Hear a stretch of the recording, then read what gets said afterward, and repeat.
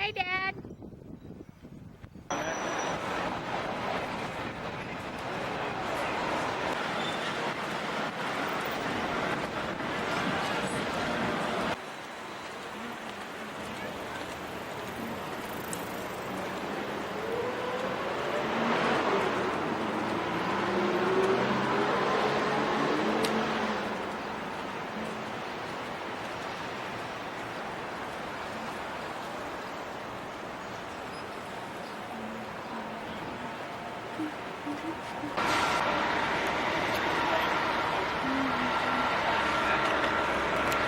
Can you tell me? I had the camera lens on.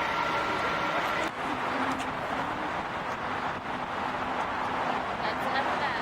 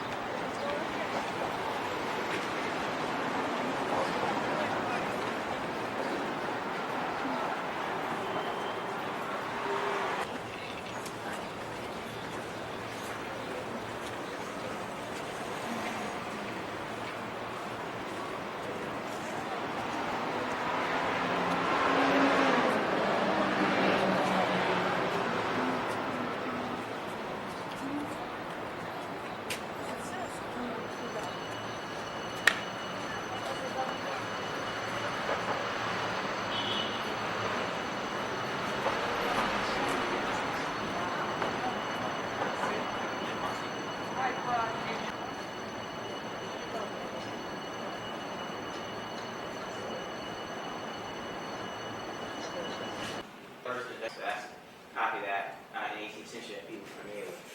The engrossed copy is one of the signatures that came a little later, came all these that's the time. The engrossed copy.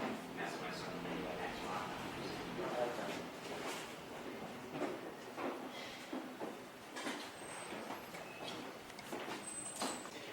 so this kind of printing press that Ben Franklin will use. Of course, this isn't the one that belonged to him. This is the one further down the street, second one. But all the things that she was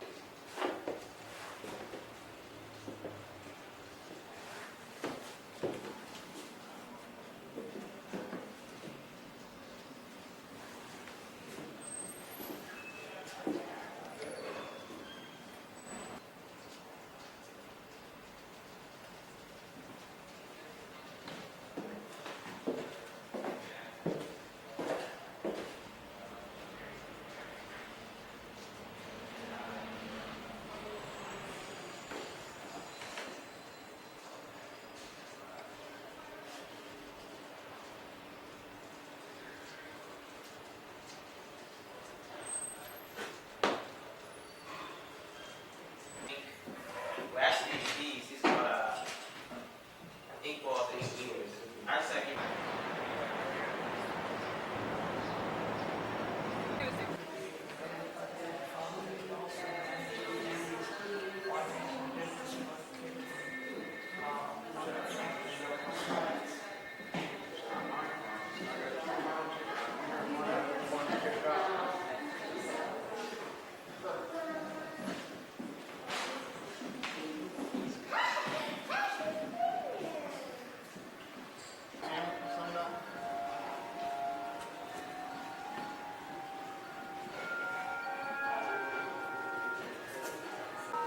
When Ben Franklin was in England, he must have gone to the taverns and concert halls over there, and they had a musical instrument called musical glasses.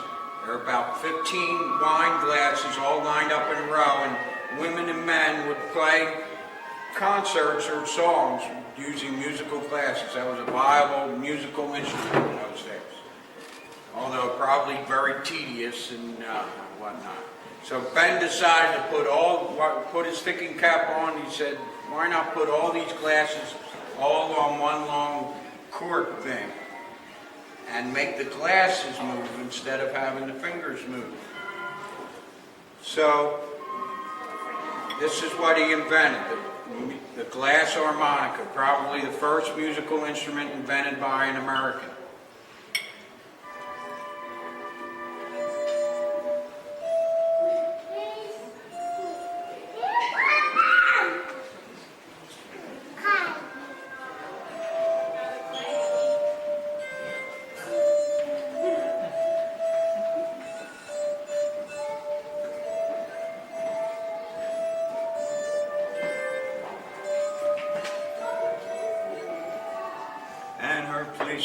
it is now. 30 years after Ben invented it, Mozart wrote a piece for the glass harmonica and Beethoven wrote a piece for the glass harmonica. So it must have been very popular at the time. I think a couple of women were renowned artists in Austria and Germany. They took it from England where Ben invented it. But then about 20 or 30 years after that time period, it fell into disrepute. That people said, if you listened to the glass harmonica or if you played the glass harmonica, it would drive you crazy. And my supervisor says, well, that's what they said about rock and roll in the 1950s. So things haven't changed much. What they think happened nowadays is that people would rub their fingers on here and they develop lead poisoning from the paint on the glass. Now today we have this gold paint on here which isn't made of lead, and the gold paint represents the black keys on a piano. So it works just like a piano, sharps and flats, like this is C and then C sharp. Now I didn't play the piano. Some of the Rangers here who played the piano as kids can really give you a Silent Night, the whole rendition. You know. But all I know is Mary had a little lamb.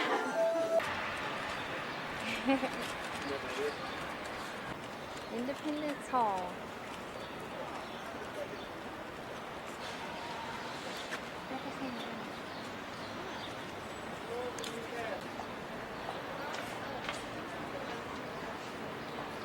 It's like a Masonic thing. Upside down.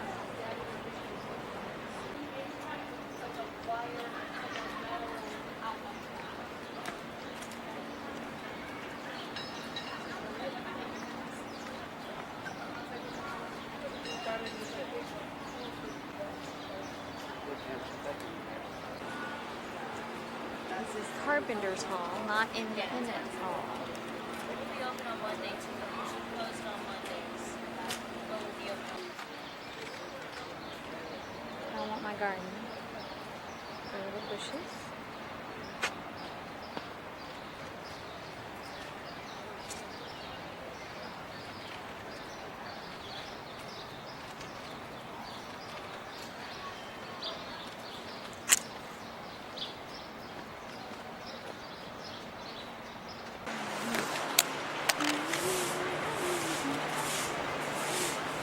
There it goes. It's not focusing.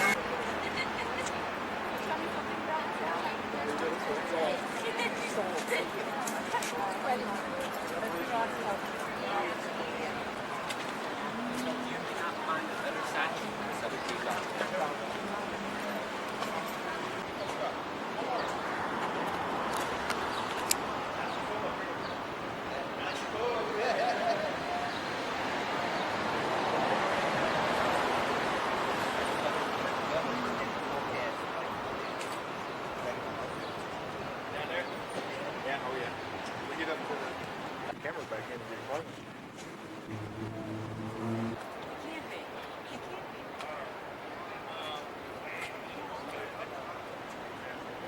There's some old graves here. Whoa.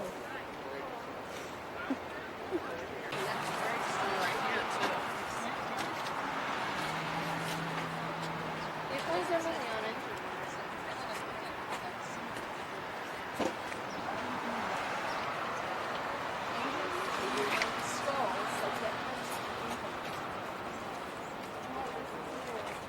Of the president and the secretary, John Hancock and Charles Thompson, and then the one which has all the signatures, which was done about a month later.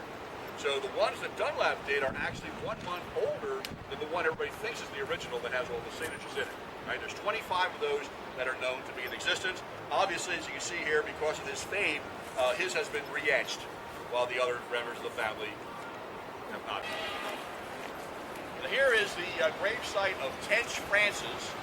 Show you how far he goes back. He's the lawyer for William Penn. But the significance of Tench Francis, he had 6 children, and each of his children marries into the prominent families of Philadelphia. For example, they married into the Cox family. They're buried right here. You marry into the Tilghman family. They're buried just to the side of Cox, right? You name the prominent family, his family marries into it. So in a way, you could say he's the patriarch of the people buried here. Right? I want to do a lot more research on Ken Cox, but this is his grave. Of course, it was supposed to be an eternal flame there.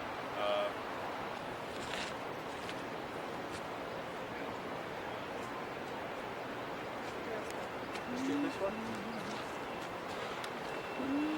That old tree at one time. It's a big tree.